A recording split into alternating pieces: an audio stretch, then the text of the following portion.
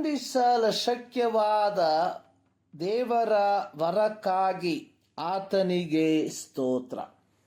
ಇಂದು 31 December 2025. ಎಲ್ಲರಿಗೂ ಶುಭ ಮುಂಜಾನೆ. 2025ರ ಕೊನೆಯ ದಿನಕ್ಕೆ ನಾವು ಕಾಲಿಟ್ಟಿದ್ದೇವೆ.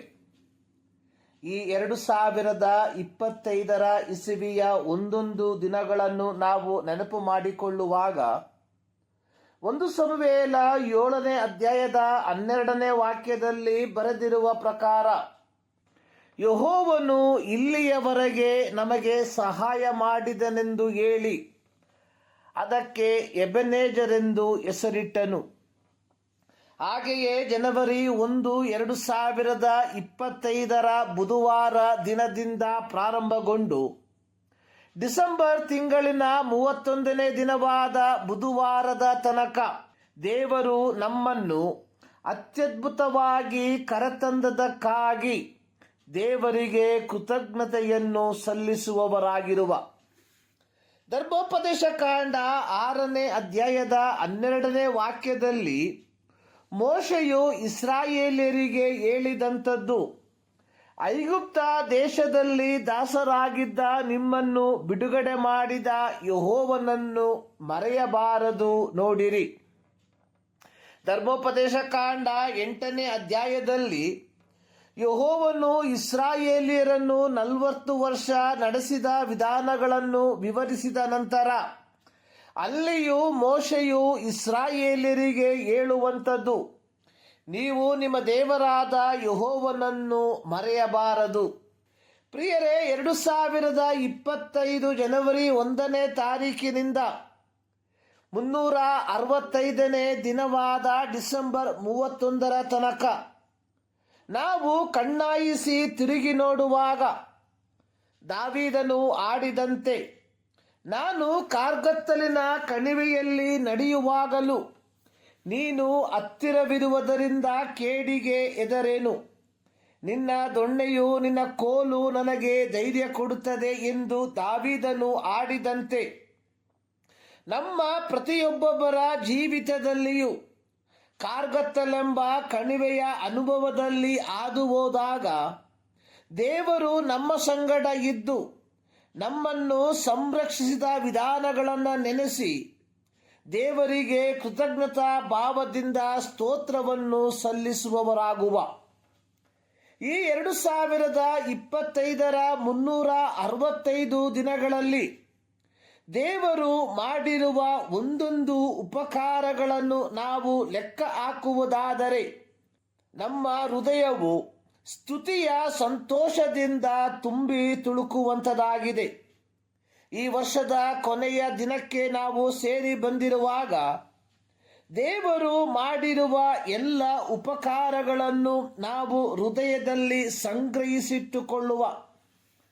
ಲೂಕನು ಬರೆದ ಸುವಾರ್ತೆ 7ನೇ ಅಧ್ಯಾಯದ 11ರಿಂದ 17 ವಾಕ್ಯಗಳಲ್ಲಿ ಯೇಸು ಸ್ವಾಮಿಯು ತನ್ನ ಐಹಿಕ ಸೇವೆಯ ಕಾಲದಲ್ಲಿ ಮಾಡಿದ ಒಂದು ಅದ್ಭುತ ಕಾರ್ಯದ ಕುರಿತಾಗಿ ವೈದ್ಯನಾದ ಲೂಕನು ಉಲ್ಲೇಖಿಸಿ ಬರೆದಿರುವಂಥದ್ದನ್ನು ನೋಡುತ್ತೇವೆ. ಯೇಸು ನಾಯಿನೆಂಬ ಊರಿಗೆ ಹೋದಾಗ ಊರು ಬಾಗಿಲಿನ ಹತ್ತಿರ ಸತ್ತು ಹೋಗಿದ್ದ ಒಬ್ಬ ಯೌವನಸ್ಥನನ್ನು ಹೊತ್ತು ತರುತ್ತಿದ್ದರು.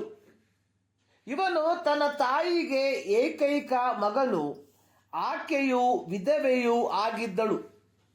ಯೇಸು ಆಕೆಯನ್ನು ನೋಡಿ ಆಕೆಯ ಮೇಲೆ ಕನಿಕರಗೊಂಡು ಆಕೆಗೆ ಅಳಬೇಡ ಎಂದು ಹೇಳಿ ಚಟ್ಟದ ಹತ್ತಿರಕ್ಕೆ ಹೋಗಿ ಚಟ್ಟವನ್ನು ಮುಟ್ಟಿದನು. ಚಟ್ಟವನ್ನು ಒತ್ತಿದವರು ನಿಂತುಕೊಳ್ಳಲು ಯೇಸು, ಯೌವನಸ್ಥನೇ ಏಳು ಎಂದು ಹೇಳುತ್ತಲೇ ಸತ್ತಿದ್ದವನು ಎದ್ದು ಕೂತುಕೊಂಡನು ಮತ್ತು ಮಾತನಾಡುವುದಕ್ಕೆ ತೊಡಗಿದನು. ಈ ಭಾಗದಲ್ಲಿ 2 ಗುಂಪುಗಳ ಜನಸಮೂಹವನ್ನು ಕಾಣುತ್ತೇವೆ. ಒಂದು ಯೇಸುವಿನ ಸಂಗಡ ಸಂಚಾರ ಮಾಡುತ್ತಿರುವ ಗುಂಪು, 2 ಶವಮಂಚವನ್ನು ಹೊತ್ತುಕೊಂಡು ಯೌವನಸ್ಥನ ಅಂತ್ಯಕ್ರಿಯೆಯ ಮೆರವಣಿಗೆಯಲ್ಲಿ ಭಾಗಿಯಾಗಿರುವ ಗುಂಪು. ಸತ್ತು ಹೋಗಿದ್ದ ಯೌವನಸ್ಥನ ತಾಯಿಯು ಯಾವ ಸಂಬಂಧಿಕರಿಲ್ಲದೆ ಒಬ್ಬಂಟಿಗಳಾಗಿ ಅಸುರಕ್ಷಿತಳಾಗಿದ್ದಳು. ಯೇಸುವಿನ ಸಂಗಡ ಸಂಚಾರ ಮಾಡುತ್ತಿದ್ದ ಜನರ ಗುಂಪು ಯೇಸುವಿನ ಬೋಧನೆಯನ್ನು ಕೇಳಿ ಯೇಸು ನಡೆಸುತ್ತಿದ್ದ ಅದ್ಭುತ ಸೂಚಕ ಕಾರ್ಯಗಳನ್ನು ನೋಡಿ ಸಂತೋಷ ಪಡುತ್ತಿರುವಾಗ, ಮತ್ತೊಂದು ಗುಂಪು ವಿಧವೆಯಾದ ತಾಯಿಯ ದುಃಖದಲ್ಲಿ ಭಾಗಿಯಾಗಿ ಭಾರವಾದ ಹೃದಯದಿಂದ ಸ್ಮಶಾನದ ಕಡೆಗೆ ಹೆಜ್ಜೆ ಹಾಕುತ್ತಿದ್ದರು. ಈ 2025ರಲ್ಲಿ ಈ ಎರಡು ಅನುಭವಗಳು ನಮ್ಮ ವೈಯಕ್ತಿಕ ಜೀವಿತದಲ್ಲಿ ಬಂದಿರುವಂಥದ್ದಾಗಿದೆ. ಯೇಸುವಿನ ಮಧ್ಯಪ್ರವೇಶ ಹೇಗೆ ಯೇಸುವಿನ ಸಂಗಡ ಸಂಚಾರ ಮಾಡುತ್ತಿದ್ದ ಜನರಿಗೂ ಹಾಗೂ ವಿಧವೆಯಾದ ತಾಯಿಯ ಜೊತೆಗೆ ಸ್ಮಶಾನದ ಕಡೆಗೆ ಸಾಗುತ್ತಿದ್ದ ಜನರಿಗೂ ದೇವರನ್ನು ಕೊಂಡಾಡುವ ರೀತಿಯಲ್ಲಿ ಪರಿಸ್ಥಿತಿಯನ್ನು ಬದಲಾಗುವಂತೆ ಮಾಡಿತು. ಹಾಗೆಯೇ ದೇವರು ಈ 2025ರಲ್ಲಿ ನಮ್ಮ ಜೀವಿತದಲ್ಲೂ ದುಃಖದ ಸನ್ನಿವೇಶದಿಂದ, ನಿರಾಶೆಯ ಮಡುವಿನಿಂದ, ಬೇರ್ಪಡಿಸುವಿಕೆಯ ಒಬ್ಬಂಟಿಗತನದಿಂದ ಬಿಡಿಸಿರಲಾಗಿ ಹೊಸ ವರ್ಷಕ್ಕೆ ಕಾಲಿಡುವುದಕ್ಕಿಂತ ಮುಂಚಿತವಾಗಿ ಈ 2025ರಲ್ಲಿ ದೇವರು ಮಾಡಿರುವ ಎಲ್ಲ ಮೇಲುಗಳನ್ನು ಎಣಿಸಿಕೊಂಡು ದೇವರನ್ನು ಸ್ತುತಿಸುವಂತವರಾಗಿರುವ ಈ ಮುಂಜಾನೆಯಲ್ಲಿ ಸರ್ವಶಕ್ತನಾದ ದೇವರು ನಿಮ್ಮೆಲ್ಲರನ್ನು ಕುಟುಂಬವಾಗಿ ಧಾರಾಳವಾಗಿ ಆಶೀರ್ವದಿಸಲಿ.